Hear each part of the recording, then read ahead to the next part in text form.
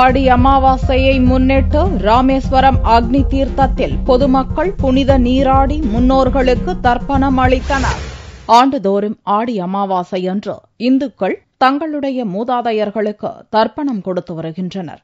ஆடி அமாவாசையான சனிக்கிழமை அன்று புண்ணிய ஸ்தலமான ராமேஸ்வரம் அக்னி தீர்த்த கடலில் பக்தர்கள் ஆயிரக்கணக்கானோர் புனித நீராடினர். பின்னர் தங்களுடைய மூதாதையர்களுக்கு தர்ப்பணம் கொடுத்து வழிபாடு நடத்தினர். ஒரு முக்கியமான விரதம்.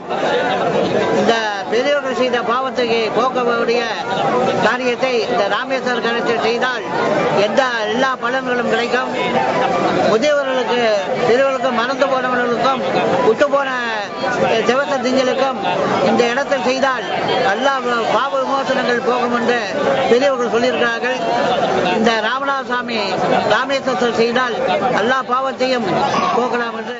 இதேபோன்று கன்னியாகுமரி கடலிலும் இந்துக்கள் ஏராளமானோர் தங்களது முன்னோர்களுக்கு தர்ப்பணம் கொடுத்தனர். இந்த கன்னியாகுமரி முக்கடலும் சங்கமிக்கின்ற இந்த சங்கிலித்துறையிலே முன்னோர்களுக்கு தர்ப்பணம் செய்வதற்கு சிறந்த நாளாக இந்த ஆடி அமாவாசையை கருதி கொண்டிருக்கிறார்கள். அதனால் நான் மறுநாள் இங்கே அந்த வழிமுறையை செய்து கொண்டிருக்கிறேன். அதனால் எனது குடும்பம் செழித்து தழைத்து நல்ல முறையில் வாழ்ந்து கொண்டிருக்கிறோம். திருச்சி அம்மா மண்டபம் காவிரி ஆற்றில் தண்ணீர் இல்லாத நிலையில் பொதுமக்கள் ஆற்று மணலில் இறங்கி தர்ப்பணம் கொடுத்தனர். பக்தர்களின் வசதிக்காக மாநகராட்சி நிர்வாகம் குடிநீர் மற்றும் குளிப்பதற்கான வசதிகளை செய்திருந்தது.